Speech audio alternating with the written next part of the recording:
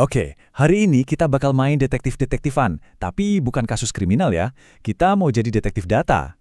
Misi kita itu simple, bongkar misteri yang ngumpet di balik angka-angka yang kita lihat tiap hari.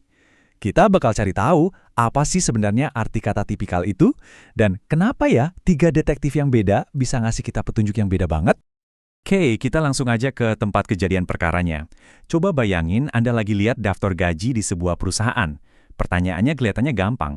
Berapa sih gaji yang tipikal di situ? Kedengarannya sepele, tapi jawabannya, wah, bisa bikin kaget. Nah, ini dia barang buktinya. Atau mungkin lebih cocok kita sebut para tersangka. Kita punya 4 gaji staf, angkanya dekat-dekatan lah ya. Terus tiba-tiba ada satu yang beda banget. Gaji CEO. Angka inilah yang biasa kita sebut outlier atau data pencilan yang bikin kasus ini jadi seru banget. Oke, saatnya kita panggil detektif pertama kita. Ini metode yang paling kita kenal, yang biasanya kita sebut rata-rata. Nama kerennya, mean. Yuk kita lihat gimana cara dia bekerja. Definisinya sih sederhana banget.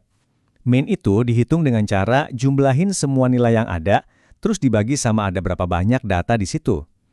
Ini metode rata-rata yang paling umum kita pakai sehari-hari. Prosesnya gampang. Pertama, kita totalin semua gaji. Dari staf sampai CEO, hasilnya 1.180 juta rupiah. Nah, karena total ada 5 orang, ya kita tinggal bagi aja total tadi dengan 5. Dan inilah hasilnya.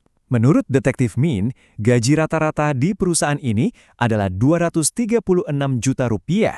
Fantastis banget angkanya ya. Tapi, tunggu dulu. Apa ini benar-benar gambaran yang sesungguhnya? Nah, di sini nih masalahnya mulai kelihatan.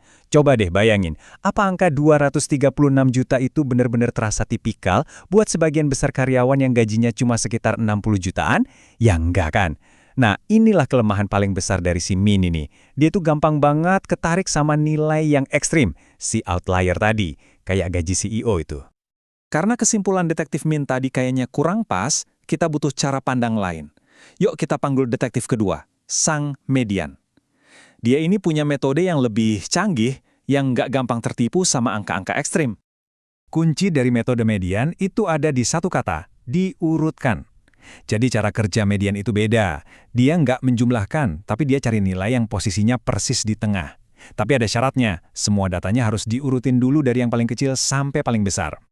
Coba kita pakai cara ini di kasus gaji tadi. Pertama, kita jejerin semua gaji dari yang terkecil sampai yang terbesar. Nah, kalau udah rapih berurutan gini, kita tinggal tunjuk aja angka mana yang ada persis di tengah-tengah. Dan ini dia momen ahanya. Coba lihat deh bedanya. Min ngasih kita 236 juta. Angka yang seolah-olah ditarik ke atas cuma gara-gara satu orang. Nah, kalau median, dia ngasih kita 60 juta. Jauh lebih masuk akal kan? Angka ini benar-benar ngegambarin kondisi sebagian besar karyawan di situ. Jadi catat ya, kalau ada outlier atau data pencilan, median itu sering banget ngasih gambaran tipikal yang lebih jujur. Investigasinya belum selesai. Kita masih punya satu detektif lagi nih. Dia ini seorang spesialis yang nyari petunjuk dengan cara yang beda. Namanya modus. Dan tugas dia adalah nemuin nilai yang paling populer atau yang paling sering muncul.